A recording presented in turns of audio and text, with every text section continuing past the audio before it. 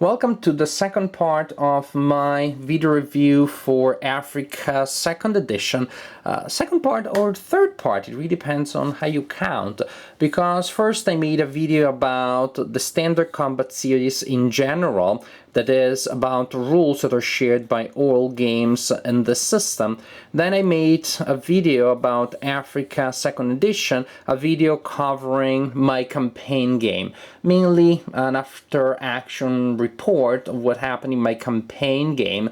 Now in this other video we're going to talk about Africa 2nd campaign, 2nd edition in more mechanical terms. That is, we're going to talk about rules and mechanics that are specifically about Africa 2nd edition that set this game apart from other games based on the same system. You have a playbook that deals specifically with those elements.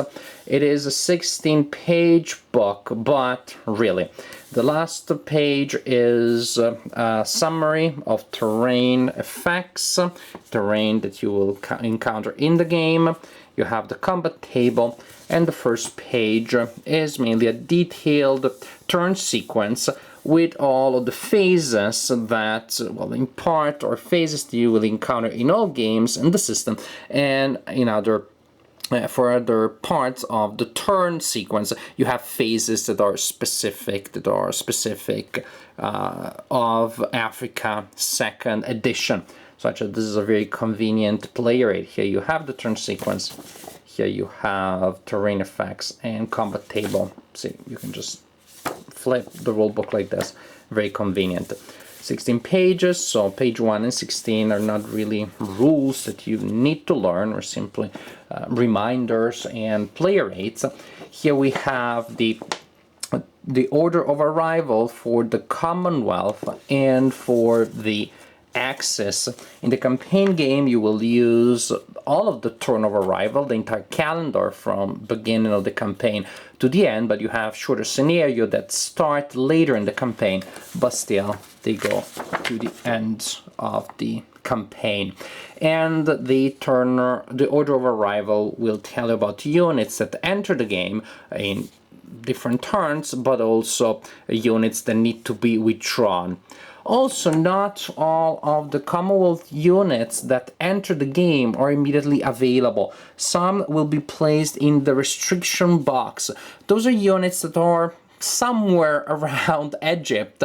They are available there technically if you really need them, if there is an emergency, but it is better if you don't use them when they're in the restriction box, because in reality, historically, that means that they are being trained, they're not ready to fight yet. So you have a pretty interesting situation here. You can play things historically, that is, you place units in the restriction box, but then you actually bring them to the fight only when the order of arrival tells you that those units are released. But suppose that there is an emergency, suppose that there really is a terrible situation, then you are allowed to experiment with a what-if, that is, to bring those units to the fight before they were ready. So you can bring units from the restriction box to the front before they are released according to the order of arrival, but if you do that, they come into the fight reduced. They are on the reduced side, they do not come to full strength. So I think it's pretty good. You have a choice there. You do things historically, then you get units at their full strength, or you choose to use them before they should really be there, before they're ready to fight. Then you have reduced units that you can still use. Scenario instructions, well, actually designers notes to the 2nd edition, original designers notes, and then scenario instructions, and all scenarios again end at the end of the North African campaign, but some start towards the end, so some are shorter scenarios, and some, well, one is the full scenario that starts with the Italian invasion and continues until December 1942. So setup instructions will change depending on where you start your campaign.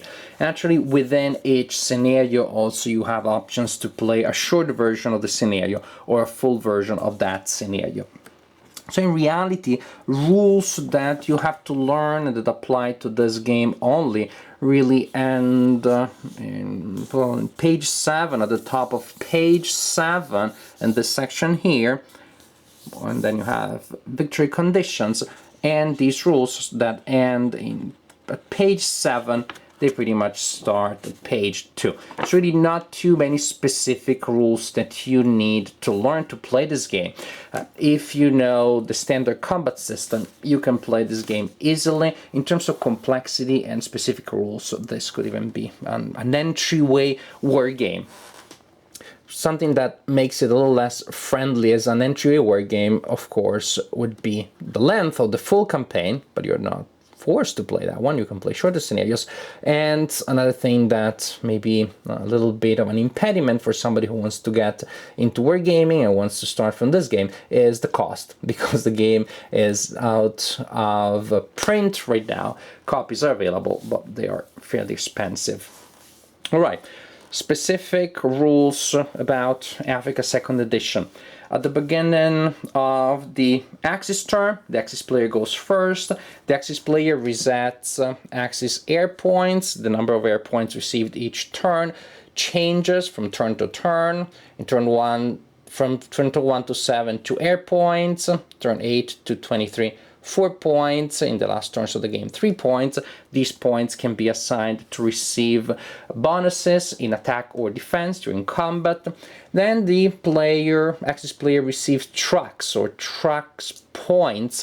Again, those change throughout the game, and the Axis player can increase the track points that are received by using the Trento option. That is, the Trento unit is reduced because part of the Trento unit is used to move things around, is used to supply trucks, to supply operations. So you reduce the effectiveness of the combat unit, but you get more mobility for your supplies. Then the player will have to roll for port capacity. That may change from turn to turn. You roll a die and you receive a certain amount of points, and you have different capacity for different ports that you control. Then also the Axis player rolls for coastal shipping. That is the total number of supply points and or units that can be shipped. So suppose you may have 4 supply points or 4 coastal shipping points, but Benghazi, the stern, only has 2 port capacity, so Benghazi will be able to receive only 2 of those 4 points, and you simply record the expenditure of coastal shipping and port capacity. These points can be used to move supply points from Tripoli, which is an infinite supply of resources. Actually, it is an infinite source of supplies. The only limit is how many of those supplies you can get out of there. So, for example, I could spend 2 coastal shipping and 2 port capacity to bring 2 supply points to Benghazi, and I place the supply points there.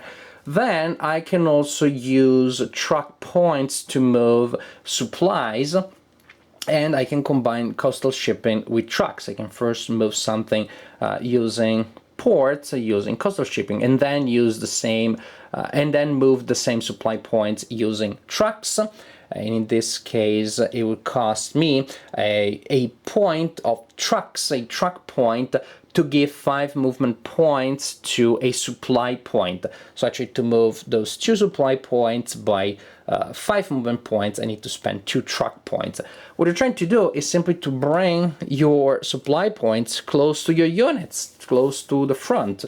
A good idea if you are the Axis player and you control Tobruk, well, a good idea for whoever controls Tobruk is also to ship supply points into Tobruk using port capacity, because during the movement phase you will be moving your supply points using coastal shipping and trucks, just as you would move your units. Actually, you can also use coastal shipping to move units. So you move your supply points during the movement phase, and then during the supply phase you need to use those points to supply your units. Supply points can be captured by the opponent, can be destroyed by the owning player during during his turn to prevent those points from falling in the hands of the opponent if things are going not well for that player. There are just many decisions that you need to make when it comes to supply points, because they need to be physically moved to where you need them, and you have limited resources to do so. The Axis player has a lot of points stacked here in Tripoli, but again, getting them out and getting them where you need them is a completely different task. Also, during the replacement phase, the active player rolls to see how many replacements are received, and that roll is resolved on a table. There are different tables, one for the Axis, one for the Commonwealth player. Those replacement points that are received can be used to bring back units from the grave and put them in Tripoli for the Axis player, in Alexandria for the Commonwealth player, or those points can be used to give step back to reduce units, to bring reduced units back to their full strength, but to do so, those units receiving replacement points need to be adjacent to or stacked with supply points. Each side has a super commander, Rommel and O'Connor, respectively. These commanders offer advantages during the movement phase, during the exploitation phase. For example, units stacked with these commanders can take advantage of the exploitation phase, even though usually they wouldn't be able. They do not have exploitation. They can use exploitation even if they start in the zone of control of an enemy unit, which usually you wouldn't be allowed to do. O'Connor, however, well, the Commonwealth player will have to roll each turn. There's a chance that he will be removed from the game for good. Rommel may be removed from the game temporarily if he feels sick, and again, it is necessary to roll two dice each turn to determine whether or not Rommel is feeling well enough to keep up the fight. Also, the Commonwealth player has the option of attempting a raid against Rommel. Historically, that raid was attempted, it didn't work. Who knows, you may be luckier here and you may be able to take Rommel out of the fight earlier than otherwise it would happen. Also, the Commonwealth player has the option of attempting a raid against Rommel. A unit is sacrificed to do so. Historically, that raid did happen, it didn't work, but who knows, maybe the Commonwealth player here will be luckier, and indeed Rommel will be removed from the fight thanks to that raid. That didn't happen historically. Players can spend supplies to build boxes, and supplies need to be spent to be removed from the game to create a defensive box on the board. Boxes are really good defensive structures, but they need to be manned at all times. A box will disappear from the game as soon as there are no combat units in it. Afrika II Edition. Well, I really enjoyed to play this game. On one hand, the scope of the campaign, the epicness of the entire event, the length of it, clearly required a certain commitment to the game. But on the other hand, this was a game that was very easy to get into because the basic rules behind the system are so simple and linear, so basic, and the system doesn't add many new things. So this is definitely a game that will not take you too long to get into, as opposed to other games, for example about the North African campaign, that are much more complex and even longer than this one. At the same time, even though it is so approachable, the game definitely gives you a picture of the full campaign. The main events are there, the main problems are there, and in a way the main challenges and the main experience of the commanders are there. Those are things that you have to face and you have to deal with. Those are things that are integrated in the design thanks to the different schedule of reinforcements. Of course, you have that in the order of arrival, but also the changing number of air points that you have, truck points, replacements. All these things really work around the design. You do not have to worry too much about those, and yet they give you the general sense of the progression of the campaign from the slow beginning to the acme of the campaign, and then the tide slowly but steadily starts turning against Rommel and the Axis. it is really an immersive experience. You do have the sense that you are playing and you're having a look at a quite nice, quite vivid is the word I was looking for, quite vivid picture of the campaign, while at the same time you do not have to worry too much about the million rules and sub rules and exceptions. The supply points and the procedures that you use to move supply points are really key to give you that North African campaign sense and to make the game what it is, to make the game different from other games with similar topics. Yes, you have that extra challenge, which the first couple of turns is particularly challenging. It's almost exciting to figure out the puzzle. Then after a couple of turns, of course, you start falling into a certain pattern. You just see certain ways of doing things. And it becomes a little more procedural. It becomes a little more just general upkeeping. But there are still decisions that remain interesting and relevant. For example, when you have to decide whether to use your limited supply points, when you have to choose whether to use your limited coastal shipping and your limited port capacity to move supplies or to move new units. Units of the Axis take forever to get from Tripoli to the first line.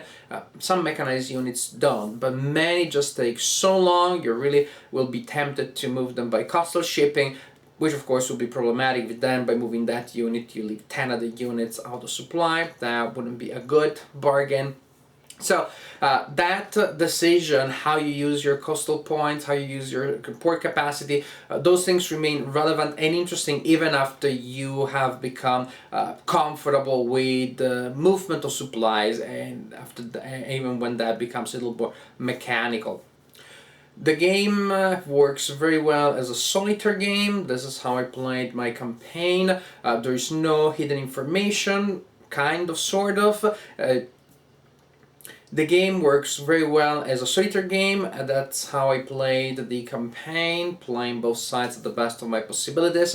There's limited hidden information in the fact that you're not allowed to look at the stacks of the opponent. You only see the top unit, and actually that to me made things even more solo friendly, because by not looking at those units, I wasn't sure exactly what was in the stack that was attacking. I had a good sense, a general sense, but sometimes a point or two of difference may be a huge difference. Presence of a mechanized unit or not can mean a certain bonus being used or not used. So actually that the limited fog of war, the limitation of intelligence, worked well to make the game solo friendly.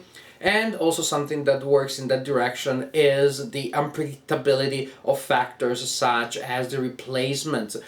The allied player, the Commonwealth, may receive between 0 replacements in a turn and actually have units withdrawn from the board when rolling on the replacement table, or up to 5 replacements. Now if you lose 2 units or you get 5 replacements, you see what the difference is.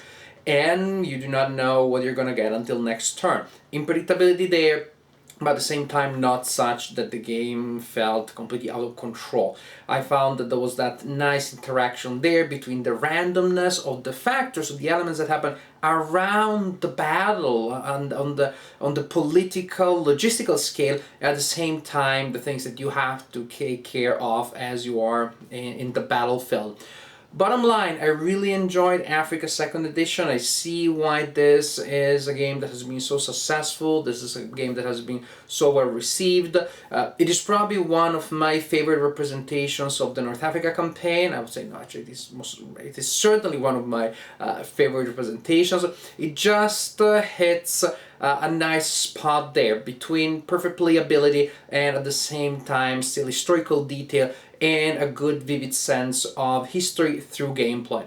So if you manage to track down a copy, and if you have saved up a little bit, and if you don't mind breaking your piggy bank, I think that Africa 2nd Edition may be a good investment for you.